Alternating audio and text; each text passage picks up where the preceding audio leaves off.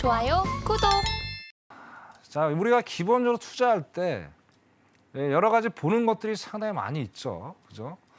자, 많이 있는데 뭐 여러 가지가 있겠죠. 금리가 있을 테고 뭐 지표가 있을 테고 여러 가지가 있는데 제가 보는 거는 자, 투자라는 게 뭐예요? 우리가 수익을 내려고 하는 거잖아요. 그죠? 자, 그거를 보기 전에 중요한 거는 손익비가 맞는 어떤 투자를 해야 된다는 거예요. 자, 2022년 손익비가 너무나도 안 맞는 장이 연출이 됐고, 자, 1월 뭐 얼마 안 지났지만 올해도 뭐 아까 말씀드린 작년보다 더 안 좋은 그런 장이 연출이 될 가능성이 지금 조짐이 보여지고 있습니다. 그래서 이 차트를 보면서 작년 거부터 제가 설명을 좀 드릴게요. 자, 작년 1월 달, 그죠? 1월 달부터 엄청나게 하락장을 했었어요. 아무래도 이때가 이제 우크라이나 전쟁 발발로 인해서 이건 주봉입니다. 주봉. 하락을 하다가 자, 푸틴이 뭐라고 그랬습니까? 전쟁이 어느 정도 단시간 내에 끝낼 것이다. 그러면서 끝내겠지 하면서 상승을 연출했어요. 자, 여기서 이것도 봐야 될 거예요. 이게 손익비가 안 맞다는 얘기를. 자, 일단은 그 16,446에서 고점을 찍다가, 그죠? 거의 50% 가까이 빠졌어요. 3개월 만에, 그죠? 자, 빠졌는데 이제 상승을 또 해줬단 말이에요. 그럼 손익비가 맞으려면 얘가 하락반보다 더 올라가 줘야 되잖아요. 그죠? 근데 거의 한 60%밖에 손실을 만회한 거밖에 없대라는 거예요. 그죠? 자, 이러면서 장기전으로 가야 될 것 같다면서 또 한번 엄청나게 뺐어요. 여기 또 뺀 게 엄청나게 또 크죠? 자, 이것만 봐도 프로테이지를 떠나서 이것만 봐도 야, 이게 손익비가 안 맞는 거를 딱 보일 수가 있다라는 거야. 그죠? 자, 한 번 손익비 지금 안 맞잖아요. 여기가 지금. 그죠? 여기도 지금 안 맞잖아요. 이 하락폭보다 상승폭이 상당히 적지 않습니까?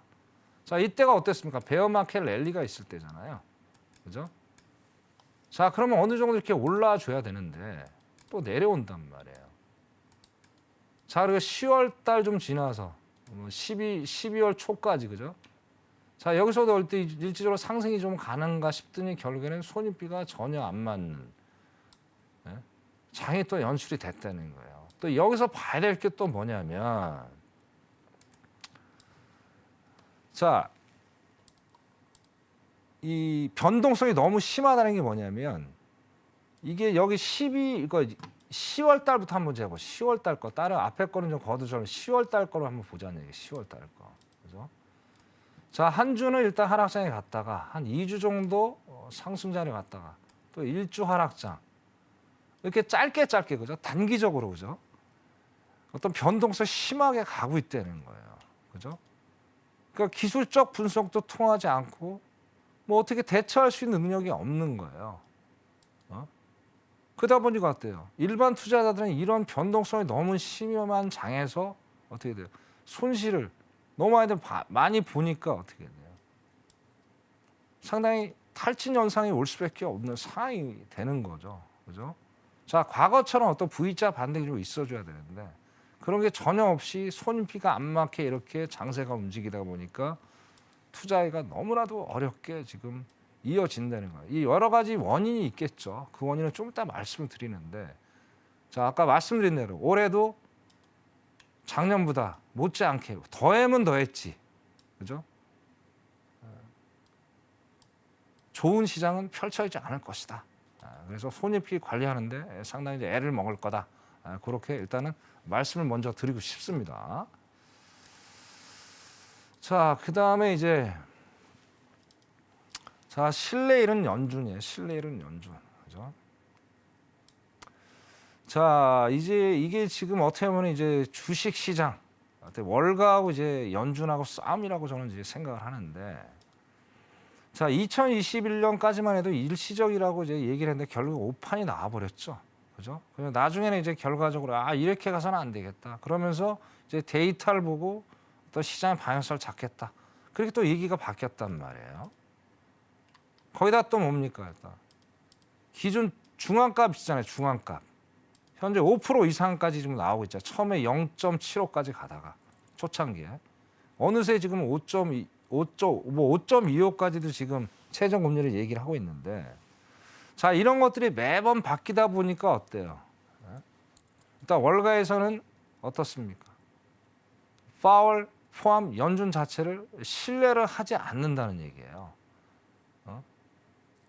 그러면서 계속 일반 투자자들의 투자하는 입장에서 혼동을 자꾸 가중을 시키고 있다라는 얘기죠. 그죠? 자, 이런 가운데서 어떻습니까? 결국엔 연준이 목표하는 건 뭐예요? 실업률 일단 올려야 될 거 아닙니까? 실업률을 안 올리면 어떻게 해요? 실업률을 올려야 소비가 위축이 되고 뭐 기업의 어떤 안 좋은 상황들. 그 최종 목표는 인플레이션 낮추는 최종 답안지가 될 거 아니에요. 근데 이런 상황에서 결국에는 뭐 실업률이 이제 답이 될 텐데 자, 연준이 생각하는 4.5%, 4.8%인가요? 또 거기까지 갈 수 있을까라는 또 퀘션을 도달하는 거예요.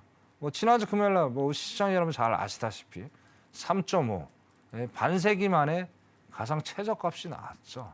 자, 이런 가운데서 지금 아직도 그렇잖아요. 지금은 400만 개가 남아도는 일자리, 거의 1.7 정도의 일자리가 지금 있는 상태에서 과연 거기까지 도달할 수 있겠느냐라는 의구심을 갖는 거예요. 여기서 이제 월가에서 야 너무 뜬구름 잡는 게 아닌가, 현실성이 없는 얘기를 하고 있는 게 아닌가라는 얘기를 지금 던지고 있다라는 얘기예요.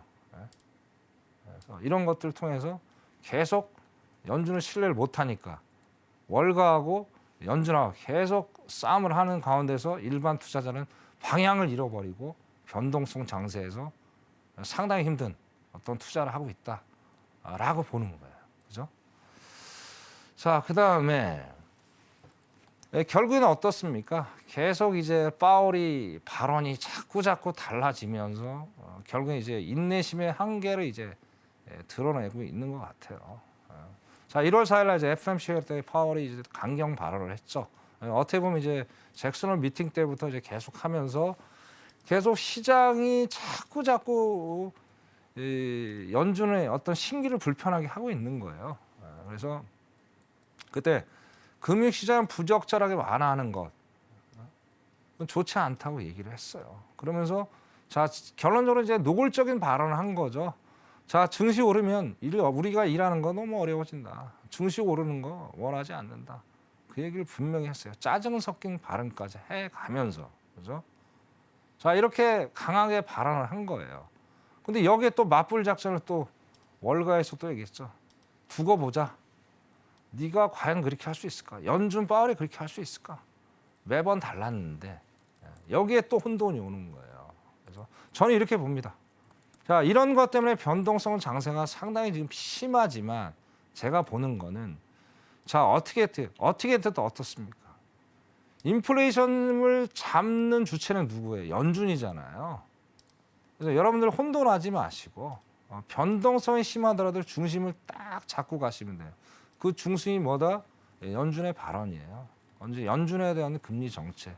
자 그것만 바라보시고 가시면 이렇게 뭐 월가하고 연준하고 파월하고 계속 신기 불편하게 계속 싸움을 벌려줘도 결국엔 그 중심만 잡고 가신다면 아무리 이제 아까 말씀드린 변동성이 심하더라도 그죠? 분명히 좋은 결과를 얻을 수 있겠다. 그렇게 말씀을 좀 드릴 수 있을 것 같아요. 그죠? 자, 그리고 이제 마지막으로 이제 기업 내부자 심리 지수라는 게 있어요. 기업 내부자 심리 지수. 자, 이게 이제 인사이더 센티멘트닷컴이라는 데서 내는 이제 지수입니다. 지수. 이거를 뭐 아시는 시청자 여러분도 계시고 또 모르는 시청자 여러분도 계시는데, 자 이게 지금 우리가 심각하게 좀 바라봐야 될 이 심리 지수예요. 심리 지수. 자 이거 무슨 얘기냐? 자 기본적으로 어떻습니까? 자 우리가 예를 들게요. 자 테슬라라는 회사가 있다고 예를 듭시다. 테슬라. 자 테슬라라는 회사가 있는데, 자 여기에서 투자하는 제3자가 되겠죠. 제3자. 그죠? 이 회사하고 전혀 상관이 없는 사람들. 일반 투자자 등등. 뭐 등등등이 되겠죠. 그죠? 자, 그다음에 내부자죠, 내부자. 그죠? 요 두 부류가 될 겁니다. 자, 이렇게 되는데 자, 테슬라라는 상품을 일단 투자하고 싶으면 어떻습니까? 일단 정보를 빨리 접할 수 있는 거는 누구예요? 내부자죠. 일반 사람은 알 수가 없죠. 내부자에 비해서. 자, 내부자들이 어떻습니까? 지금 상장 기업들이 많은 지금 하락을 작년에 어땠습니까? 그 나스닥이 33% 하락을 했어요. 그다음에 S&P 20% 가까이 하락을 했고. 자, 이런 가운데서 내부자들이 매수를 안 한다? 이거는 그건 무슨 얘기예요? 기업에 대한 어떤 펀더멘털이 자체가 약하다고 보는 거예요. 그러면서 어떻게 해요? 역으로 따져서 아직은 바닥이 아니다고 그렇게 판단을 한다는 얘기죠. 자, 그런 것 때문에 내부자가 매수를 꺼리고 있다는 거예요. 그죠? 자, 이게 상당히 중요한 거예요. 자, 테슬라라는 기업에 대한 정보를 제일 많이 빨리 알고 있는 그런 내부자임에도 불구하고 이걸 매수를 안 한다? 그러면 어떻게 해요? 아직은 상승으로 갈 수 있는 모멘텀이 없다라는 거죠. 그거를 여러분들 유념해서 이걸 또 보셔야 될 거고. 제가 또 나중에 또 어떤 이벤트가 바뀌면 이것도 수시로 또 설명을 드릴 건데 이것도 하나의 봐야 할 어떤 중요한 체크 포인트다라고 말씀을 드릴 수 있을 것 같아요. 그래서 자, 결국에 이제 이렇습니다. 제가 보는 관점은 여러 가지가 있겠지만 자, 내부자가 결국엔 매수 타이밍, 매수를 할 그 타이밍이 어떤 증시의 반등, 시발점이 아니겠느냐, 턴 포인트가 아니겠냐, 그렇게 말씀을 좀 드릴 수 있을 것 같아요. 그래서 이게 언제가 이제 턴 포인트가 될지는 누구도 알 수가 없죠, 그죠? 그 시점이 언제 될지 모르겠지만은, 자, 여기 볼 때 6개월 동안, 뭐 단기간도 6개월 동안 하락하고 있다는 건 상당히 심각하게 바라봐야 되는 거예요, 그죠? 그래서 요 시점이 언제일지 모르겠지만은 올 연말까지도 안 갈 수 있어요. 그 거기에 이제 변수들이 여러 가지가 있겠죠. 자, 그 변수들은 제가 뭐 다음 시간에 나와서 그 변수에 설명을 드리겠지만은 이런 상황들이 있다. 그래서 이런 것들을 예주시하면서 어떤 투자 전략을 짜지 않으시면 상당히 애로점을 많이 얻을 수 있겠다. 그렇게 말씀을 좀 드릴 수 있을 것 같아요. 결론적으로 말씀을 좀 드리겠습니다. 자, 어쨌든 변동성이 상당히 심한데 아까도 말씀드린 대로 하나만 보고 가세요. 연준의 정책만 딱 보고 가시면 기준이 딱 잡히면서 제가 아까 뭐 차트 분석에 때도 기준선을 항상 두고 모든 매매도 마찬가지고 어떤 투자 전략 시향도 마찬가지 기준선을 잡고 가시면 흔들림 없이 안정적인 투자를 할 수 있으니까 거기에 맞춰서 투자하시면 올 한 해도 안정적으로 어떤 투자를 할 수 있으니까 그렇게 하시기를 간절히 바라겠습니다. 오늘은 여기까지 하겠습니다. 이상입니다. 좋아요, 구독.